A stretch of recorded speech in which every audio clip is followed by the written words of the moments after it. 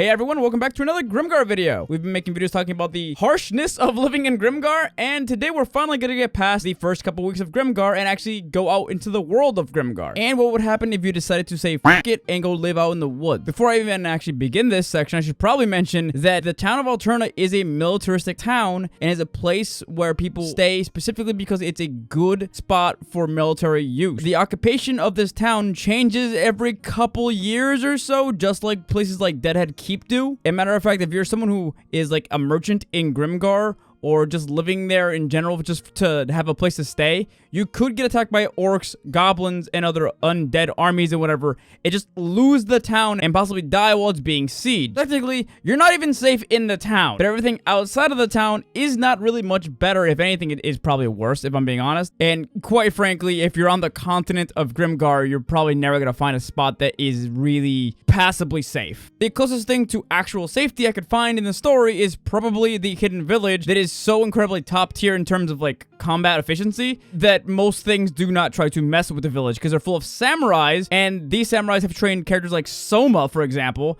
and they also have necromancers and golems, so they're really scary to mess with. But chances are they're not gonna let you in because they're incredibly xenophobic and they don't let anybody that isn't really powerful into the village. The only one we've got an exception for is just Soma, and they begrudgingly allowed Haru and his friends to stay in the village to recuperate, and then they kind of forced them out. Early Grimgar, they talk about how the humans have a town, a city. This place is outside of the continent of Grimgar, and this is essentially where the human nobles are supposed to live. This is actually bullshit propaganda, and that place is not safe at all. This is just something they tell humans who feel safe inside of Grimgar, because they always have a place to go if they ever, you know, want to leave. It's all bullshit, though. You know what else is bullshit? Caves in Grimgar. Because for some reason, if you walk into a cave, you might end up in another fucking world. That's what ended up happening with Hadahiro and his party. They heard of a place called the Wonder Hole, and eventually when they went deeper into the Wonder Hole, they realized that there's a bunch of different monsters in the hole,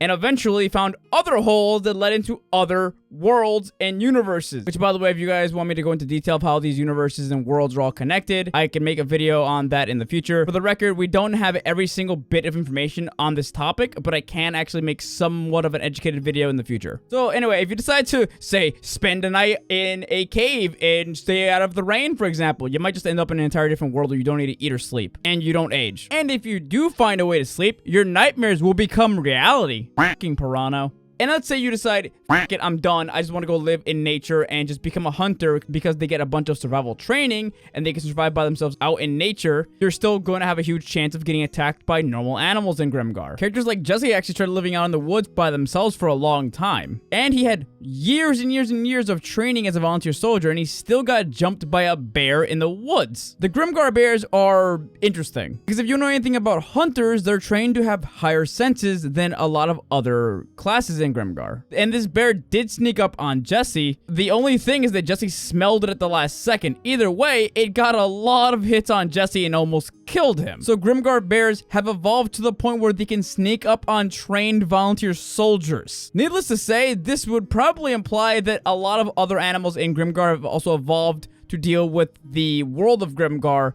and being able to hunt humans and other species in Grimgar. Ignoring the animals for a second, there's also just so much random crap that could just happen to you living in the world. Let's just say you're hanging out with your friends and you decide to take a stroll in the middle of the night like Hadahiro does sometimes, and he finds a giant tent that looks like a carnival tent. You decide to walk into it, just explore a little bit, and now you and your friends are trapped in there for the rest of your lives, possibly, unless you open a magical door that leads to another random universe. You don't know which door leads to which whatever, but you just get lucky and you get teleported somewhere, possibly, or you can just starve to death inside the tent. Who knows? Or you can do something like Unjo and his party, who are chasing after, I believe, orcs, and they were led into a fog, and this fog area just happened to connect to another universe again, and they just stumbled across a dragon that just ate his entire party. They were just doing their job, and they ended up in another world with a dragon that eats people. And there's no sunlight in this world either, by the way, and Unjo was stuck there